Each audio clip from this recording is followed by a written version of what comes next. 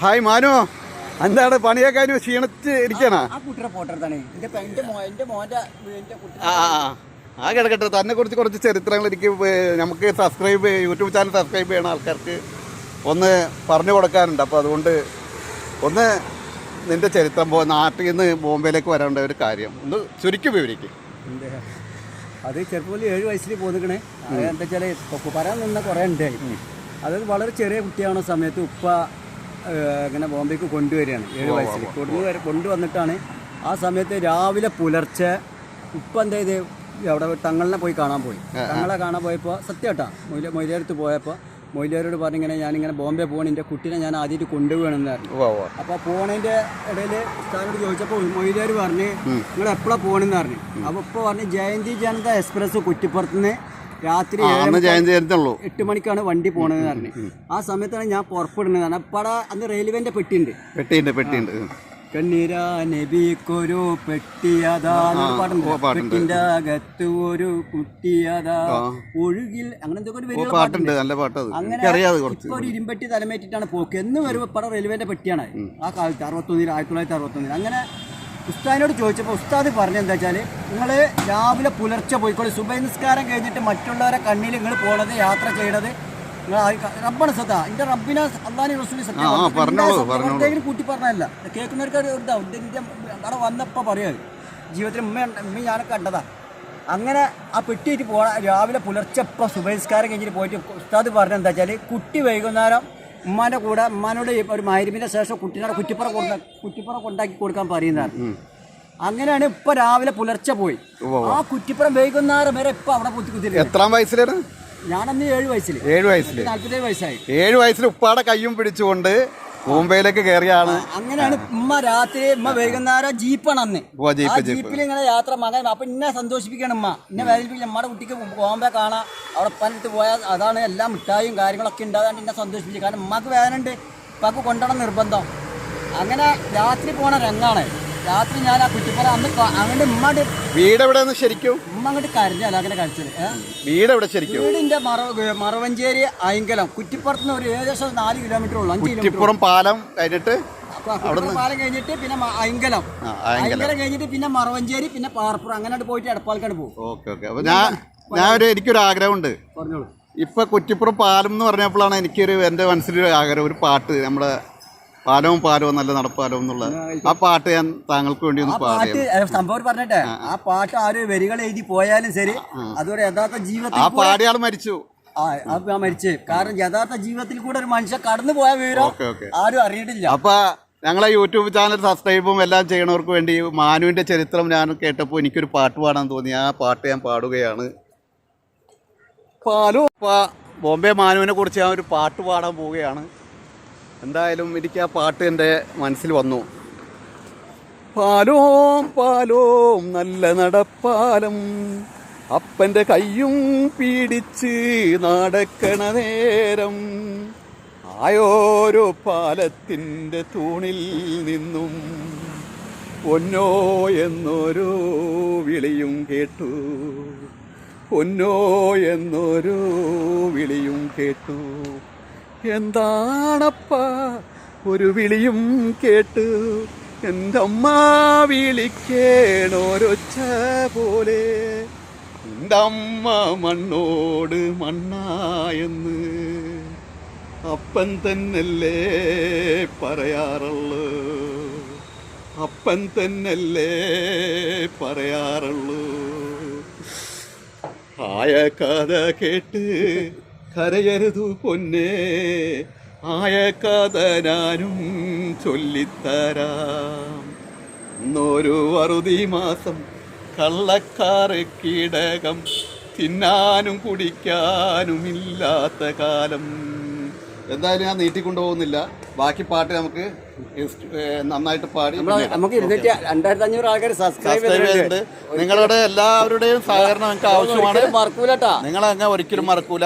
YouTube ചാനലിൽ ബോംബെ മാനു അടിച്ചു കൊടുക്കുക. ചിരിച്ച് കളിച്ചിട്ട് ഇങ്ങനെ ഇതായി തോട്ടങ്ങളൊക്കെ കാണിച്ചു കൊടുക്കുക. കണ്ടില്ല ഇവിടൊക്കെ ഇതൊക്കെ കണ്ട ഇവിടൊക്കെ 40 കൊല്ലായി. ഇത് ചർച്ച് ഗേറ്റ് ഓൾ മൈതാൻ പറഞ്ഞ സ്ഥലമാണ്. ഇവിടെ കുറച്ച് തെങ്ങുള്ളൂ. ഇവിടെ തെങ്ങുണ്ടെങ്കിൽ അപ്പുറത്തെ തെങ്ങ് അങ്ങനെയൊക്കെ ഉള്ളൂ. അതെ ഇവിടെ കുട്ടികൾ കളിക്കണം. നിർത്തിയാണ്. നിങ്ങളെല്ലാവരുടെയും സപ്പോർട്ട് ഞങ്ങൾക്ക് വേണം.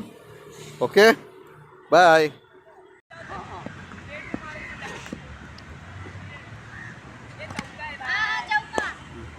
മാഷാ സംസുക്ക് മതി സംസുക്കാട് ഒരു ആഗ്രഹം. സംസുക്ക് പറഞ്ഞ് ഒന്ന് ക്രിക്കറ്റ് കളിക്കണം എന്ന് പറഞ്ഞു. അപ്പോൾ ആ പാവത്തിൻ്റെ ആഗ്രഹമാണ്. ഈ മൈതാനത്ത് ഇങ്ങനെ കുട്ടികൾ കളിക്കണതാണ്.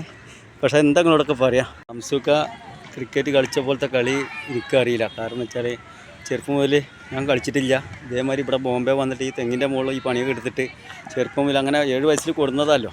ഈ കുട്ടികൾക്ക് ഇങ്ങനെ കളിക്കുമ്പോൾ, ക്രിക്കറ്റ് കളിക്കുമ്പോൾ മനസ്സിനുള്ളിൽ നല്ല ഒരു ആർക്കും, ഞാൻ മാത്രമല്ല, ഇങ്ങനെ നമ്മളൊക്കെ ജീവിത മാർഗ്ഗത്തിന് വേണ്ടിയിട്ട് കര കയറാൻ വേണ്ടി കണ്ണിങ്ങാണ്ട് രാജ്യത്തേക്ക് പോയ ആൾക്കാരാണ്. ഇവരെ പോലെ സ്വപ്നങ്ങൾ നമുക്ക് മനസ്സിലൊക്കെ ഉണ്ട്. പക്ഷെ അത് നമുക്ക് കൊണ്ട് പറ്റാതായി. അതുപോലെ ക്രിക്കറ്റ് കളിക്കാൻ എനിക്കറിയില്ല, പന്ത് കളിക്കാൻ എനിക്കറിയില്ല, ഫുട്ബോൾ കളിക്കണമെന്ന് എനിക്കറിയില്ല. എനിക്ക് ആകെ അറിയുന്നതാണ് കോട്ടുകളി. അത് ഈ കോട്ടുകളി എന്ന് വെച്ചാൽ ഇങ്ങനെ മുട്ടിച്ച് കളി, ഇങ്ങനെ ചുമരുമ്പോൾ ഇങ്ങനെ എറിയുന്ന അത് പറ്റില്ല. എനിക്ക് ചുമരിൻ്റെ മുകളിൽ ഇങ്ങനെ എറിഞ്ഞ് കളിക്കണ കളി മാത്രമേ എനിക്കറിയുള്ളൂ. അന്ന് ചെറിയ കുട്ടിയാകുമ്പോൾ. അന്ന് ഞാൻ ബോംബെക്ക് വരുന്ന സമയത്ത് പോലും ഞാൻ ആ ഒരു ദിവസം എൻ്റെ അയൽവാസിൻ്റെ ദാസുട്ടൻ എന്ന് പറഞ്ഞിട്ട് അപ്പൂട്ടേട്ടൻ്റെ മോനെ ദാസുട്ടനെ, അന്ന് ഞാനും എനിക്ക് ഒരു പ്രായം ഉണ്ട്. ഞാൻ ആ വരണമെന്ന് എൻ്റെ അയൽവാസി ആക്കാൻ്റെ വീടിൻ്റെ ആ ഗേറ്റിൻ്റെ മുന്നിൽ ഒരു പോസ്റ്റ് ഉണ്ട്. ആ പോസ്റ്റുമ്പോൾ കോട്ടി മുട്ടിച്ച് കളിച്ച ഒരു സംഭവം ജീവിതത്തിൽ, അത് മാത്രമേ എൻ്റെ ജീവിതത്തിൽ നടന്നിട്ടുള്ളൂ. പിന്നെ ഞാൻ ഒരു കളി ഞാൻ കളിച്ചിട്ടില്ല. പിന്നെ എന്താ, ഈ കളി കാണുമ്പോൾ മനസ്സിനുള്ളിൽ നല്ല വിഷമമുണ്ട്. പക്ഷെ ആരോടും പറയില്ല. പിന്നെ എന്താണ്, പടച്ചോനെ നമുക്ക് എല്ലാവർക്കും ഈ പറഞ്ഞ് വെളിച്ചം കാണാം, നമുക്ക് എല്ലാവർക്കും പടച്ചോൻ പൈതമക്കളെ തന്നിട്ടുണ്ട്. അത് എന്തിനാണ് തന്നിക്കണ അറിയാം, ഇതുപോലെ നമ്മളെ ജീവിതത്തിൽ നമുക്ക് നടത്താൻ പറ്റാത്ത കുറേ സ്വപ്നങ്ങളുണ്ടാവും. അപ്പോൾ അത് കളിക്കാനും പല എല്ലാ സ്വപ്നം ഉണ്ടാവും. നമുക്ക് സാധിക്കാതെ നമ്മൾ പോയിട്ട് എവിടെയെങ്കിലും പോയിട്ട് 10 സെൻറ്റ് സ്ഥലം എടുത്ത് ഒരു വീട് വെച്ച് അങ്ങനെ നമ്മൾ എന്ത് ചെയ്യും, കുറച്ച് ദിവസം പ്രവാസി ലോകത്തിൽ നിന്ന് എവിടെ നിന്നായിക്കോട്ടെ നമ്മൾ വന്ന് നമ്മളെ മക്കളെ കൂടെ എവിടെയെങ്കിലും ഇതേമാതിരി മക്കൾ കളിക്കുന്നിടത്ത് പോയിട്ട് നമ്മൾ ഇരിക്കും. നമ്മളെ സ്വന്തം മക്കൾ കളിക്കുമ്പോൾ അവർ കളിക്കുന്നത് കാണുമ്പോൾ നമുക്ക് ഭയങ്കര സന്തോഷമാണ്. എനിക്ക് അങ്ങനെ ഒരു കാര്യമുണ്ട്. എനിക്ക് 4 മക്കളാണ്, 3 പെൺകുട്ടിയും ഒരു ആൺകുട്ടിയും. അച്ഛനൊരു ആൺകുട്ടിനെ തന്ന ഈ നമ്മളൊക്കെ ഓരോ തുള്ളി ചോരയിൽ നിന്നിട്ടാണ് നമ്മളെ ഈ ലോകത്തെ നമ്മൾ ഇവിടെ പറഞ്ഞ് പോകുമ്പോൾ നമ്മൾ ഈ ഭൂമിയിൽ നമ്മളെ മക്കളൊക്കെ ഇവിടെ ബാക്കി വെച്ച് പോകണത്. അപ്പോൾ നമ്മളെ മക്കളിങ്ങനെ കളിക്കണ സമയത്ത് എന്ത് സന്തോഷം എന്നറിയാം. അത് ശരിക്കും പറയുക നമ്മൾ കളിക്കണ പോലെയാണ്. നമ്മളെ ജീവിതത്തിൽ നമുക്ക് സാധിച്ചില്ല. അപ്പോൾ പഠിച്ചോ നമുക്ക് എന്ത് ചെയ്യണ ഒരു മക്കളോട് തരും. അപ്പോൾ 3 പെൺകുട്ടികളുണ്ട്. എൻ്റെ ജീവിതത്തിൽ എൻ്റെ എല്ലാ സ്വപ്നങ്ങളും എൻ്റെ മക്കളെന്ന് കാണിച്ചു തരുമ്പോൾ അത് ഞാൻ യഥാർത്ഥത്തിൽ നമ്മൾ ചെയ്യണതാണ്. നമ്മളെ ഹൃദയമാണ്. നമ്മളെ ഹൃദയത്തിൽ നിന്ന് ഇവിടുത്തുള്ള രക്തത്തിൽ നിന്ന് നമ്മളെ ലോകത്തേക്ക് പറഞ്ഞു വീണ മക്കൾ ആകുമ്പോൾ നമുക്ക് അങ്ങനെയും ചിന്തിക്കാം, എങ്ങനെയും ചിന്തിക്കാം പടച്ചോൻ്റെ ഭാഗത്തു നിന്ന്. കാരണം അള്ളാഹ് തരണം നമുക്ക് സാധിക്കാത്ത നമ്മളെ മക്കൾ സാധിപ്പിച്ച് തരാണ്. മക്കൾ കളിക്കുമ്പോൾ നമ്മളെ പെണ്ണുങ്ങളും കൂടി അവിടെ ഇരുന്ന് കുട്ടികളെ അമ്മയും ബാപ്പയും ഇരുന്നിട്ട് ഇങ്ങനെ കാണുമ്പോൾ ആ കുട്ടികളെ കളി കാണുമ്പോൾ നമുക്ക് എന്ത് സന്തോഷമാണെന്നറിയാം. അതൊക്കെ എൻ്റെ ജീവിതത്തിൽ പല നടന്നു പോകുന്ന സംഭവങ്ങളാണ്. അല്ലാതെ ഞങ്ങളവർ അരം കൊള്ളിക്കാനല്ല. ഒരുപാട് സ്വപ്നങ്ങളുണ്ടായിരുന്നു. എൻ്റെ മോൻ ഒരു ആൺകുട്ടി ഉണ്ടായിരുന്നു. ഓനെ ഞാൻ വേദനിപ്പിച്ചിട്ടില്ല ഇതുവരെ. ഓൻ എല്ലാ സമയത്തും നിസ്കാരം മുഴുവൻ നിസ്കരിച്ച് ആൺകുട്ടി നിസ്കാരം കഴിഞ്ഞൊക്കെ കൊണ്ട് വിട്ടുതരും. ഇപ്പോൾ ഞാൻ നിസ്കരിച്ച് ഇപ്പാന്നും പറഞ്ഞിട്ട് റബ്ബാണ് സത്യം. ഞാൻ തന്നെ എഴുതി വിട്ടതാണ്. എന്നെ എനിക്ക് വിട്ടുതരാൻ പറയും എല്ലാ ദിവസവും. ഒരു 50 രൂപ എനിക്ക് വിട്ടു കൊടുക്കും. ഓൻ്റെ ജീവിതത്തിൽ പല സ്വപ്നങ്ങൾ നടന്നു പോയിക്കോട്ടെ. കുട്ടികളെല്ലാം എന്തെങ്കിലും വാങ്ങി തിന്നാനൊക്കെ ആഗ്രഹം ഉണ്ടാവും. പിന്നെ എൻ്റെ പെൺകുട്ടികൾക്ക് മക്കൾ അവർക്ക് എന്ത് വേണമെങ്കിൽ അവൻ വിട്ടു കൊടുക്കും. സല്ല പറയാനുള്ളതൊക്കെ പറഞ്ഞു. ആരും എന്നോട് വെറുപ്പം തോന്നരുത് കേട്ടോ. അസ്സലാമു അലൈക്കും. ഇന്ന് 16-ാം തീയതി പണിക്ക് പോയിട്ട് മടങ്ങി പോകുന്നു. വയ്യാത്തീര് ഇന്നലെ തന്നെ വയ്യ. അപ്പോൾ ഞാൻ ഇന്നലെ സംസുകാട് പറയാൻ മറന്നേ. സംസുക വരൻ്റെ ശരീരം കൊണ്ട് വയ്യാന്നുള്ളത് ഞാൻ പറയാൻ മറന്ന കാരണം ഇപ്പം രാവിലെ പോയി നോക്കുമ്പോൾ തെങ്ങ് കയറാനുള്ള കരുത്ത് കിട്ടണില്ല. അപ്പോൾ പിന്നെ 4 കയറി അങ്ങനെയൊക്കെ കേട്ടിട്ട് പോകുന്നു. അപ്പോൾ വേഗം പോയിട്ട് പോകുന്നു. അതുണ്ടായിരുന്നു ഒരു 8 മണിയായി തോന്നണേ. എന്തായാലും കടയിലേക്ക് പോവുകയാണ്. നമ്മളെ മുഹമ്മദ് അലി റോഡാണ്. ഓക്കെ, അതിൻ്റെ അപ്പുറമാണ് ജെ ഹോസ്പിറ്റലിൻ്റെ അവിടെയാണ് എൻ്റെ മറ്റേ 1000 കട. ഞാൻ പറഞ്ഞ എൻ്റെ വൈഫിൻ്റെ കട എന്നൊക്കെ പറഞ്ഞത്. ആർക്കും കമൻറ്റിൽ എഴുതിയത് അത് ഒരു വീഡിയോ എടുക്കുമ്പോൾ അത് ഏതാണ് സ്ഥലം എവിടെയെന്നൊന്നും ഇവിടെ പറയാതെ അങ്ങനെ. അപ്പോൾ ഒരു വൈഫിൻ്റെ കട എന്ന് പറഞ്ഞത് അത് ജെ ഹോസ്പിറ്റലിൻ്റെ അവിടെ ടങ്കർമുല്ല അവിടെ. പിന്നെ മറ്റേ ഇളനീ കട ചെറുക്കർക്ക് നടത്താൻ കൊടുത്തിട്ടുണ്ടെന്നറിയില്ല. അതിൻ്റെ സംസാരിച്ചില്ല. ബോംബെ ജംഖാനാണ്. അത് ഫൗണ്ടനിലാണ് കേട്ടോ. ഫൗണ്ടനിലാണ് സംഭവം. പിന്നെ ഞാൻ ജനിച്ച് വളർന്ന കട ഉണ്ടല്ലോ അതും ഫൗണ്ടനിലാണ്. Deluxe hotel, society hotel, fountain plaza hotel അവിടെയൊക്കെയാണ് എൻ്റെ കടകളിൽ. അൽമോസിൻ്റെ അവിടെ നിന്ന് കുറച്ചേരം പോകണം. ചർച്ചേരി പോണ റോഡാണ്. അപ്പോൾ അതാണ് സംഭവം. എന്തായാലും ഞങ്ങൾ പണി നിർത്തി പോവുകയാണ്. സംശയക്കാരൻ അവിടെ ഇറക്കി വിട്ട്. എന്നാൽ ശരി. ആലം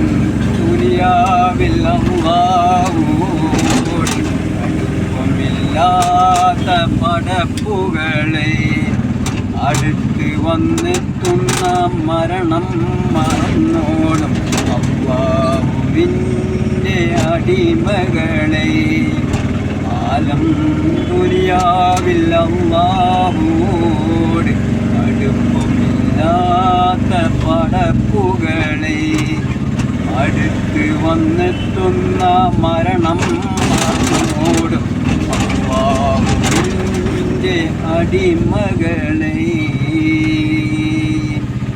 ഇത് ഞാൻ ഇവിടെ നിർത്തിയിട്ട് പൊറോട്ട മേടിക്കാൻ പോവുകയാണ്. പൊറോട്ട മേടിച്ചുകൊണ്ടിരിക്കുന്നത്. ഇനി ഒന്ന് കുടിച്ച് ഫ്രഷായിട്ട് ഒന്ന് കിടന്ന് ഉറങ്ങണം. മാഷാ അല്ലാ, ഇതാണ് എൻ്റെ പൊറോട്ട മേടിക്കുന്ന സ്ഥലമാണിത്.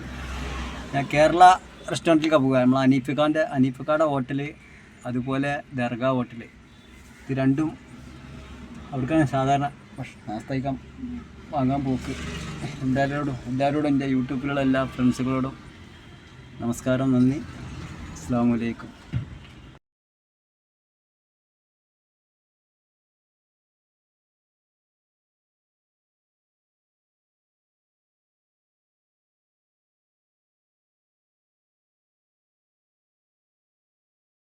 ഞാനെൻ്റെ ഓരോ വീഡിയോയിൽ എൻ്റെ സദർ ഉസ്താദുണ്ട്. ഒന്നിന്ന് വെല്ലൊന്നിലേക്ക് ജയിച്ചപ്പോൾ ചെറിയ കുട്ടിയാകുമ്പോൾ ആ ഉസ്താദ് ആ ഉസ്താദിൻ്റെ ഫോട്ടോ ഞാൻ എപ്പോഴും വെക്കും. നിങ്ങൾ ആരും ഒന്നും വിചാരിക്കരുത്. കാരണം ആ ഉസ്താദ് എന്നൊക്കെ അനുഗ്രഹം തന്നിട്ട് എന്നെ പറഞ്ഞയച്ചതാണ്. ഇങ്ങനെ ഒരു എവിടെയെങ്കിലും പോയിട്ട് ഭൂമിയിലൊരു സ്വർഗ്ഗമുണ്ട്, ആ സ്വർഗം പോയി കണ്ടെത്താൻ പറഞ്ഞു.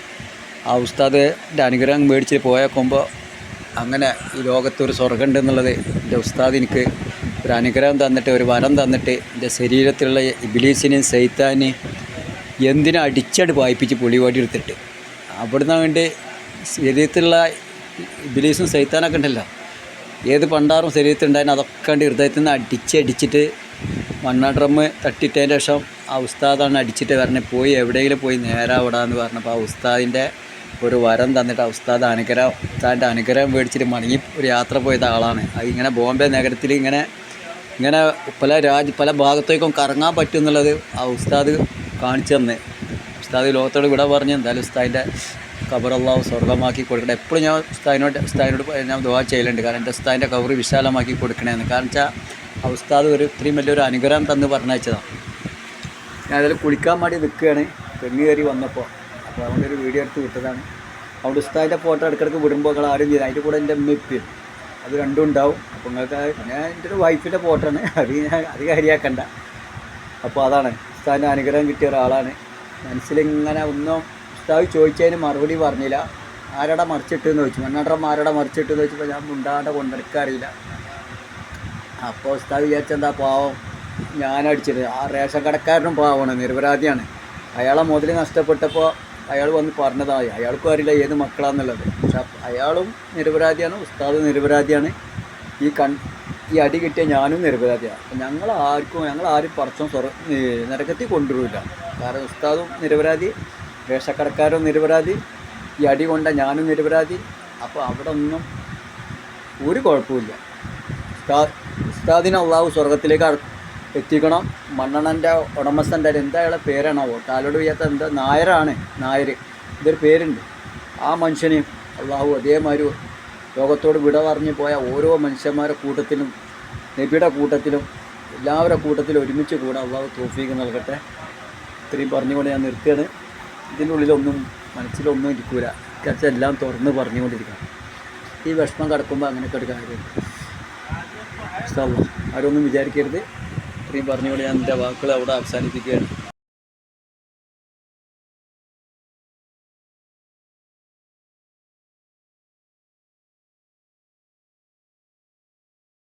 പതിനൊന്ന് 2024 ഇതാണ് നമ്മളെ സംസുക്കയുടെ റൂം വാടകയ്ക്ക് എടുത്തിരുന്നത്. 2 കൊല്ലമായിട്ട് ഇവിടെ കാണി AC കാര്യങ്ങളൊക്കെ ഉണ്ടായിരുന്നു. ഈ റൂം ഇതിൻ്റെ ഉടമസ്ഥ ഒഴിവാക്കാൻ പറഞ്ഞു. കാരണം ഒഴിവാക്കാൻ പറയുന്നത് അയാളെ മോൾക്കൂടെ നിൽക്കണം എന്ന് പറഞ്ഞിട്ട്. ഇപ്പം ഞങ്ങൾ വേറെ വീട്ടിലേക്ക് താമസം തുടങ്ങിയാണ്.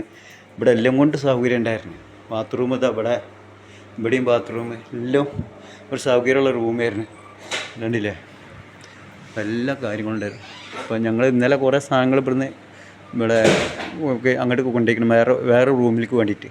ഇപ്പോൾ ഞങ്ങൾ ഈ ലഗേജ് രാവിലെ പുലർച്ചെ സംശയമൊക്കെ പറഞ്ഞ് 4:30 മണിക്ക് മാനിയോ നീക്കിയിട്ടത് നമുക്കൊന്നുകൂടെ കൊണ്ടുപോകണം ഇട്ടാറ് ഇൻഷാ അല്ലാഹ്. അപ്പോൾ ഞങ്ങൾ ഇവിടുന്ന് കൊണ്ടുപോവാണ്. ഞാൻ ഈ വീഡിയോ എടുത്തേക്കാണ് നമുക്ക് ഓർമ്മയ്ക്ക് വേണ്ടിയിട്ട്. 11/11/2024 അള്ളാഹുവെ ഞങ്ങൾ ഈ റൂമിനോട് ഇവിടെ പറഞ്ഞ് പോവുകയാണ്. ഞങ്ങൾ വേറെ റൂമിലേക്ക് അള്ളാഹു ഞങ്ങൾ ഈ ജീവിതം ഇതിൽ നിന്ന് 10 രൂപ വരുമാനം അള്ളാഹു സാധിപ്പിച്ച് തരട്ടെ. എല്ലാവരോടും അസ്സലാമു അലൈക്കും.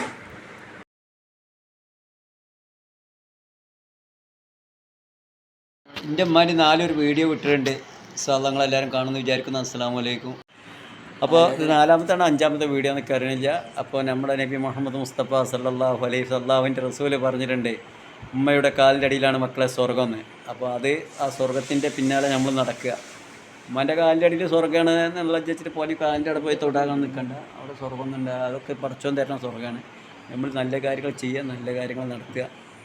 നമ്മൾ ഹൈന്ദവ സഹോദരങ്ങളാണോ, അവർ ദൈവത്തിൻ്റെ മുന്നിൽ പ്രാർത്ഥിക്കുക, അവരുടെ മാതാപിതാക്കളെ സംരക്ഷിക്കുക. നമ്മളെ നബി പറഞ്ഞ പോലെ ഉമ്മാനും വാപ്പാനും എല്ലാതും ഒക്കെ നമ്മൾ ഒരാൾക്ക് തന്നെയാണ്. ഏകനായ റബ്ബിന് മാത്രമുള്ള ആര് പ്രാർത്ഥിച്ചാലും ആര് നിസ്കരിച്ചാലും ആര് ഓതിയാലും ഒക്കെ ഒരേ ഒരാളുള്ളൂ ഈ ദുനിയാവിൽ. അവർക്കുള്ള പ്രാർത്ഥനയാണ്, അവർക്കുള്ള ദുആ. നമ്മൾ പോയിട്ട് നമ്മൾ നിസ്കരിക്കണം, നമ്മൾ അള്ളാഹിൻ്റെ റസൂലിന് വേണ്ടിയിട്ട് അവർ പ്രാർത്ഥിക്കണം. അവർ ദൈവം തന്നെ ഒന്ന്, അള്ളാഹും റസൂലും ദൈവം ഒക്കെ ഒന്ന് തന്നെയാണ്. അവർക്ക് തന്നെ ഏത് മനുഷ്യന്മാർ പ്രാർത്ഥിച്ചാലും ആ പ്രാർത്ഥനയ്ക്ക് പ്രതിഫലം ഉണ്ടാവും. അല്ലാതെ മുസ്ലിങ്ങൾക്ക് മാത്രം ഹിന്ദുക്കൾക്ക് സ്വർഗം, മറ്റുള്ളവർക്ക് മുസ്ലിങ്ങൾക്ക് സ്വർഗമൊന്നുമില്ല. പടച്ചോനൊക്കെ എല്ലാവരും കണക്കാണ്.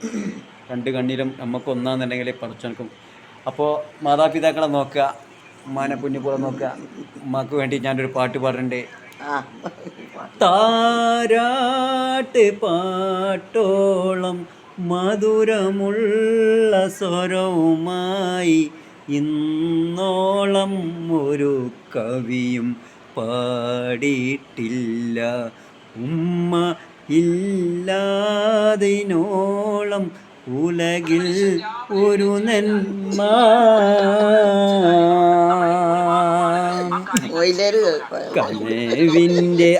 കനവിൻ്റെ കടലായ എഴുതിയാൽ തീരാത്ത ദുനിയാവിലെ സ്വർഗമാണ് എൻ്റെ പൊന്നുമ്മ. ഏറെ പറഞ്ഞാലും തീരില്ല ആ പൂമൈമ. പാതിരാവിൽ ഉറങ്ങാതെ എനിക്കായി കൂട്ടിരുന്ന ആ പൂമുഖം മാറടി മണ്ണിലാണവ. പടച്ചോനെ എൻ്റെ അമ്മക്ക് അള്ളാഹു ദീർഘായുസ് കൊടുക്കണേ റബ്ബേ. എൻ്റെ വാപ്പാക്കും ദീർഘായുസ് കൊടുക്കണേ. അറിഞ്ഞും അറിയാതെയും ചെയ്തു പോയ തെറ്റുകൾ അള്ളാഹു പുറത്തു കൊടുക്കണേ. അള്ളാഹു ആകാശത്തിൻ്റെ ഭരണാധികാരിയായ നാഥ, ലോകത്തിൻ്റെ ഭരണാധികാരിയായ നാഥ, ഞങ്ങൾ പോട്ടെ, സമീർപ്പെടെ. അസ്സലാമു അലൈക്കും. 3-ാമത്തെ കണ്ടാണ് വയലിലേക്കണക്കാണ്. അതിൻ്റെ ഇടയിൽ കൂടെ വേറെ എന്തൊക്കെയാണ് കേൾക്കാനുണ്ട്. ഇതിൽ ഗ്രൂപ്പിൽ വയലാന്ന് പറഞ്ഞു വെറുതെ കൊള്ളാക്കണം. അമ്മ വയലിലേക്കുന്നുണ്ട്, മൊത്തം വയലിനാണ്. അതിൻ്റെ ഇടയിൽ കൂടെ ലോകത്തുള്ള വാർത്തയും കാര്യങ്ങളൊക്കെയാണ്. ഇപ്പോൾ 3-ാമത്തെ വീഡിയോ എല്ലാവരോടും പറയേണ്ടത്, ഉമ്മാനി പനിങ്ങൾ പൊന്നുപോലെ നോക്കി പാവാണ്. അവരൊന്നും ബുദ്ധിമുട്ടിക്കരുത്. ചില്ലറ പൈസ ഒക്കെ ഗൾഫിൽ നിന്ന് എന്തെങ്കിലുമൊക്കെ അയച്ചു കൊടുക്കുന്നത് അത് പടച്ചോൻ ഭാഗത്തുനിന്ന് ഏറ്റവും നല്ല ഗുണമാണ്. നമുക്കിപ്പോൾ സ്വർഗ്ഗം കിട്ടാൻ വേണ്ടി ചെയ്യൊന്നും വേണ്ട, അത് പടച്ചോൻ വേണമെങ്കിൽ തന്നോട്ടെ. നരകത്തിൽ കൊണ്ടിട്ടാലും വേണ്ട, സ്വർഗ്ഗത്തിൽ കൊണ്ടിട്ടാൽ മതി. സ്വർഗ്ഗം കിട്ടണേ ഇച്ചിരി കാട്ടിക്കൂട്ടിലുണ്ട്. ആ പരിപാടിക്ക് നിന്നെ കിട്ടൂല. ഞാൻ എപ്പോഴും വാര മൊത്തോക്കിയും പറയും, സ്വർഗ്ഗം കിട്ടാൻ വേണ്ടി ഞാനൊരു കാര്യത്തേക്ക് ഇറങ്ങലില്ല. ഈ സ്വർഗ്ഗം പടച്ചോൻ വേണമെങ്കിൽ തന്നാൽ മതി. അവിടെ അള്ളാഹ് തീരുമാനിക്കുക. നമുക്ക് ഈ ദുനിയാവിൽ നല്ല കാര്യങ്ങൾ നമ്മളോട് ചെയ്യാനാണ് നമ്മുടെ പ്രവാചകൻ നബി മുഹമ്മദ് മുസ്തഫ സല്ലല്ലാഹു അലൈഹി അള്ളാഹുവിൻ്റെ റസൂൽ പറഞ്ഞ കുറച്ച് കാര്യങ്ങളുണ്ട്. അതുമായി ഇവിടെ പൊരുത്തപ്പെട്ട് ജീവിച്ച് പോരാനാണ് പറഞ്ഞത്. സ്വർഗവും നേരക്കും പടച്ചോൻ്റെ അടുത്താണ്. അത് അള്ളാഹ് കണക്കാക്കിയ അള്ളാഹ് തരട്ടെ. അല്ലെങ്കിൽ അപ്പോൾ ഞാനിപ്പോൾ അത് കിട്ടാൻ വേണ്ടിയിട്ടൊന്നും ഞാൻ നടക്കലില്ല. ഉള്ളത് നമ്മളെ മാതാപിതാക്കൾ എന്തൊക്കെ നിങ്ങളതിൻ്റെ ഇടയിൽ കൂടെ കവറും ഇടക്കിയത് ഉമ്മാക്ക് മുട്ടേ മൂത്രത്തിന് ഒഴിവില്ലാറ പോലെ ഇപ്പോൾ മൊബൈലിൽ. അപ്പോൾ നമ്മൾ മാതാപിതാക്കളെ നോക്കുക, അവർക്ക് വേണ്ട. നമ്മൾ വിചാരിക്കേണ്ട നമ്മളൊക്കെ ഗൾഫിൽ പോയി നമ്മളെ കഴിവുകൊണ്ട് നമ്മളെ മുഖം കൊണ്ട്, എൻ്റെ ഈ മുഖം കൊണ്ടൊന്നും എന്നല്ല ഞാൻ അവിടെ വലിയ വലിയ ആൾക്കാരായിട്ടുള്ള പിടിപാട്, പോലീസും ക്രൈം ബ്രാഞ്ചിലും ഉദ്യോഗസ്ഥന്മാരായിട്ടൊക്കെ ബന്ധങ്ങളുണ്ട്. പക്ഷേ ഈ മുഖം കൊണ്ടൊന്നല്ല, ഇതിൻ്റെ പിന്നിൽ മാതാപിതാക്കളാണ്. അവർ നമ്മളെ ഹൃദയത്തിലേക്ക് കിടക്കണേ. നമ്മൾ കാണുന്നവരെ പോയി കാണണേ, നമ്മൾ സംസാരിക്കണേ. ആ സംസാരത്തിൽ മറ്റുള്ള ഓഫീസർമാർ എത്ര വലിയ ഉദ്യോഗസ്ഥന്മാരും ആ നമ്മളെ വാക്കിനെ നിറവേറ്റണേ, നമുക്ക് വേണ്ട കാര്യങ്ങൾ ചെയ്തു തരണേ. അതിൻ്റെയൊക്കെ പിന്നിൽ എന്താണ്? ഈ മാതാപിതാക്കളെ ദുആണ്. അവർ നമ്മളെ ഹൃദയത്തേക്ക് കിടക്കണേ. നമ്മൾ എവിടെ പോയുമ്പോൾ നമ്മൾ ചെല്ലുമ്പോഴൊക്കെ നമ്മൾ മനസ്സുരുകിയിട്ടാണ് പോണത്. നമ്മൾ ഓരോ കാര്യങ്ങൾ നടക്കാതാകുമ്പോൾ നടന്ന് കിട്ടാൻ വേണ്ടിയിട്ട് നമ്മൾ പടച്ചോനുമായിട്ട് ഇങ്ങനെ നടക്കുമ്പോൾ നമ്മളിങ്ങനെ പറയണേ, അമ്മ നമ്മളെന്തൊരു അപകടം വരുമ്പോൾ അമ്മ അല്ലാ അല്ലെങ്കിൽ ഹൈന്ദവ സഹോദരങ്ങളാ ഈശ്വര അമ്മ ഇതൊക്കെ ഒരു വിളി എന്താ വെച്ചാൽ അതൊക്കെ ഒരു ഹൃദയത്തിൽ നിന്ന് ശരിക്കും ഉള്ളിൻ്റെ അകത്തുനിന്ന് വരുന്ന വിളിയാണ് അതൊക്കെ. ആ വിളിക്കൊക്കെ പടച്ചോൻ പെട്ടെന്ന് ഉത്തരം കിട്ടും. അടക്കി കേൾക്കുന്നത് മൂന്നാമത്തെ കാര്യങ്ങൾ പറയണം. അപ്പം നമ്മൾ എപ്പോഴും നമ്മൾ വിചാരിക്കേണ്ട എൻ്റെ ഭംഗി, എൻ്റെ മുഖത്തെ ശ്രീത്വം, അതുകൊണ്ടാണ് നമ്മൾ ഗൾഫിലൊക്കെ ഒന്നാ പിടിച്ചാൽ അതൊന്നുമല്ല. ഈ ഇരിക്കണ പുളിമരണ്ടല്ലോ, ഇതൊന്നുകൊണ്ട് ഇളക്കിയാൽ മതി. നമ്മൾ ഏത് കൊമ്പത്തുനിന്നും താഴത്തേക്ക് വീഴാൻ അതിനത്ര സമയമൊന്നും വേണ്ട. അപ്പോൾ മാതാപിതാക്കളെ വേദനിപ്പിക്കാതെ 1000-2000 ഉറുപ്പിക അയച്ചു കൊടുക്കും. എല്ലാം എൻ്റെ പെങ്ങന്മാരെ കുട്ടികളോടും പറയുന്നുണ്ട്, എല്ലാവരോടും പറയുന്നുണ്ട്, സർവ്വ ആൾക്കാരും. അവർക്ക് അവരെ വേദനിപ്പിക്കരുത്. അവരെ എത്രയോ മാത്രം കഷ്ടപ്പെട്ടാണ് നമ്മളെ ഈ നിലയിലൊക്കെ എത്തിച്ചിരുന്നത്. വരുമ്പോൾ പാടത്ത് പണിയെടുത്തിട്ടും പുഞ്ചപ്പണിയെടുത്തിട്ടും തോട്ടം നനച്ചിട്ടും മിഷൻ സ്റ്റാർട്ടാക്കിയിട്ടും അങ്ങനെ ചെയ്ത ആൾക്കാർ അവർക്കിപ്പോൾ സ്വർഗം കൊടുക്കേണ്ട സമയമാണ്. അവർക്ക് ഇവിടെ കൊടുത്താൽ നമുക്ക് നമ്മളെ സമയമാകുമ്പോൾ പടച്ചോൻ എന്തെങ്കിലും വഴി നമുക്ക് തുറന്നു തരും. അല്ലെങ്കിൽ നമ്മൾ അതേമാതിരി ഇവരെ കണ്ണീര് പിടിപ്പിച്ചാൽ നാളെ നമ്മളെയും പടച്ചോൻ കണ്ണീര് പിടിപ്പിക്കും. കൂടുതൽ വീഡിയോ ആകുമ്പോൾ കൊണ്ടുവിടും ചെയ്യാത്ത 3-ാമത്തെ 4-ാമത്തെ വീഡിയോ, 2-ാമത്തെ വീഡിയോ. അപ്പോൾ ഉമ്മ ഈ മകനെ നിങ്ങൾ മൂട്ടി കാണിക്കലടാ. 2-ാമത്തെ മകൻ ഈ ഉമ്മാനെ പൊന്നു പോലെ നോക്കുകയാണ്. അപ്പോൾ ഒരു ബുദ്ധിമുട്ടും ഉമ്മക്ക് വരുത്തിയിട്ടില്ല. പൈസ മാസം എത്ര നിങ്ങളെ ഈ മകൻ വിട്ടുതരല് ഉള്ളത് പറയും? 3000 രൂപ എല്ലാ മാസം. ഒരു കടയിൽ നിന്ന് 1000 രൂപ എൻ്റെ ഉമ്മക്കുണ്ട്, 2000 വേറെ എല്ലാ മാസം കിട്ടണില്ലേ? 1-ാം തീയതി. അത് കൂടാതെ വേറെ എന്തെങ്കിലും 1000, 2000, 3000, 4000 ഉമ്മക്ക് വേണമെന്ന് ചോദിക്കുമ്പോൾ ഉമ്മ പറയും വേണ്ട, ഉമ്മയുടെ കയ്യിൽ പൈസ ഉണ്ട് എന്ന് പറയും. അപ്പോൾ ഇത് എന്താ സംഭവം എന്ന് വെച്ചാൽ ഈ ഉമ്മയുടെ നിസ്കാരപ്പായിലും ഉള്ളത്, ഉമ്മയുടെ നിസ്കാരപ്പായിലുള്ള ദുആണ് ഞമ്മക്കൊക്കെ ഉള്ളത് അല്ലേ അമ്മ? തേജോത് നിസ്കരിക്കുമ്പോൾ രാവിലെ പുലർച്ചെ അവർ 4 മണിക്ക് 5 മണിക്ക് നിസ്കരിച്ച് മക്കൾക്ക് വേണ്ടി ദുആ ചെയ്യണതാണ്. എൻ്റെ മക്കൾക്കൊരു ആപത്തും വരുത്തല്ല റബ്ബേ എന്നും പറഞ്ഞിട്ട് മക്കൾ കണ്ണത്താ രാജ്യത്ത് പോയിട്ട് പണിയെടുത്തുകൊണ്ടിരിക്കുകയാണ്. തിരിച്ചു വരുമ്പോൾ എൻ്റെ പൈത മക്കളെ കാണാൻ ഒരു ഇത് കൊടുക്കണം റബ്ബേ എന്ന് പറഞ്ഞിട്ട് റബ്ബിനോട് അടുക്കുകയാണ് ഇവർ. കാരണം മാതാപിതാക്കൾക്ക് മക്കൾ എന്ന് പറഞ്ഞ ജീവനാണ്. നമുക്ക് നമ്മളെ ഭാര്യയും കുട്ടികളുണ്ടായ കാരണം നമുക്കിപ്പോൾ മാതാപിതാക്കളൊന്നും വേണ്ട. അപ്പോൾ നമുക്ക് പലതും ചിന്തിക്കാണ്ട് ഈ 2-ാമത്തെ വീട് കാര്യങ്ങൾ പറയുമ്പോൾ നിങ്ങൾ കേൾക്കണം. അസ്സലാമു അലൈക്കും. സംസുക റഫീഖളി എന്ന് വന്നിരുന്നോ? ആണെന്നോട്ടെ റഫീഖളി എന്ന് വന്ന് റഫീഖളെ മഗ്‌രിബിൻ്റെ ശേഷം മഗ്‌രിബ് നിസ്കാരം കഴിഞ്ഞിട്ടുണ്ട്. ആ പാവം എന്നെ കാണാൻ വേണ്ടി വരുന്നത്. അങ്ങനെ തറവാട്ടിൽ മക്കളുള്ള ഫോണാട്ടാ.